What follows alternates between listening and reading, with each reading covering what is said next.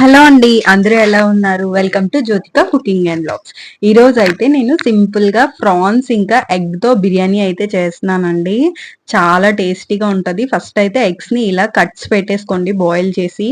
తర్వాత ఇందులోకి ఒక స్పూన్ వరకు కారం, ఇంకా కొంచెం పసుపు, కాస్త ఉప్పు, కొంచెం బిర్యానీ మసాలా వేసి వీటన్నిటిని కూడా కొంచెం మంచిగా మిక్స్ చేసుకోండి. ఎగ్స్ కి పట్టేటట్టుగా మిక్స్ చేసి పక్కన పెట్టేస్తున్నాను. తర్వాత కొంచెం మంచిగా ప్రాన్స్ అయితే కడిగేసుకోవాలండి. శుభ్రంగా కడుక్కున్న దాంట్లో కొంచెం బిర్యానీ మసాలా, అలాగే 2 టీ స్పూన్స్ కారం, అలాగే పావు టీ స్పూన్ పసుపు, ఇంకా ఒక స్పూన్ ఉప్పు, ఇంకా ధనియాల పొడి వేసి తర్వాత ఒక నిమ్మకాయనైతే పిండుకున్నాను. ఒక స్పూన్ అల్లం వెల్లుల్లి పేస్ట్, ఇంకా పుదీనా, కొత్తిమీర రెండింటిని కూడా కొంచెం చిన్న ముక్కలుగా కట్ చేసేసి వేసేయండి. వేసిన తర్వాత కరివేపాకును కూడా చిన్న ముక్కలుగా కట్ చేసి వేసి వీటన్నిటిని కూడా కొంచెం మంచిగా మిక్స్ చేసుకోండి.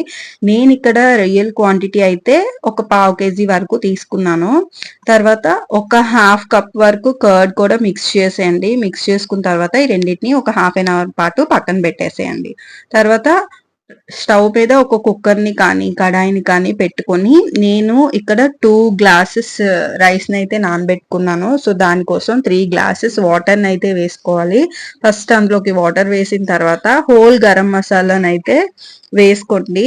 నా దగ్గర ఉన్న గరం మసాలా అంతా కూడా నేను ఇందులో వేసేసాను. వేసిన తర్వాత ఒక 6 పచ్చిమిర్చిని అయితే మధ్య కట్ చేసుకొని వేసుకుంటున్నాను. ఒక స్పూన్ అల్లం వెల్లుల్లి పేస్ట్, ఇంకా కాస్త కొత్తిమీర, పుదీనా వేసి కొంచెం మంచిగా మిక్స్ చేసేసుకోవాలి.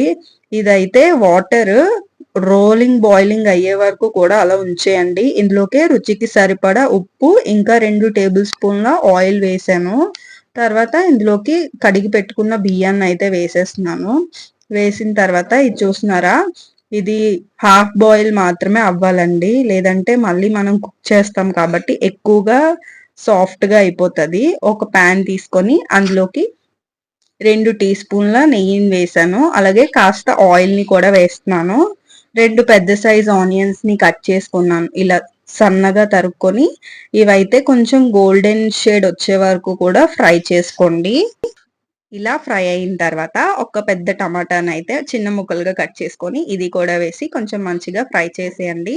ఇందులోకి కాస్త కొత్తిమీర, ఇంకా పుదీనా. బిర్యానీ అనేసరికి మనకి కొత్తిమీర, పుదీనా అనేది ఫ్లేవర్ కొంచెం ఎక్కువగానే ఉండాలండి. అప్పుడే బిర్యానీ టేస్ట్ అనేది వస్తుంది. మనం ముందుగా మిక్స్ చేసి పెట్టుకున్న ఎగ్స్ ని కూడా దీంట్లో వేసి ఒక 3-4 మినిట్స్ బాగా ఫ్రై చేసేయండి. ఫ్రై చేసిన తర్వాత ప్రాన్స్ కూడా వేసి ఒకసారి అదైతే కాస్త బాయిల్ అవ్వడానికి 5 మినిట్స్ టైం అయితే పడుతుందండి. తర్వాత బాయిల్ చేసుకున్న బాస్మతి రైస్ని అయితే ఇందులో వేసేసి ఈవెన్గా స్ప్రెడ్ చేసేయండి. స్ప్రెడ్ చేసిన తర్వాత కొత్తిమీర, పుదీనా, ఇంకా కరివేపాకు వేసి దానిపైన బిర్యానీ మసాలాను అయితే వేసుకున్నాను. కొంచెం కలర్ఫుల్గా ఉండడం కోసం వాటర్లోకి ఎల్లో ఇంకా రెడ్ కలర్స్ని అయితే మిక్స్ చేసుకొని ఇలా రౌండ్గా గార్నిష్ అయితే చేసేసాను.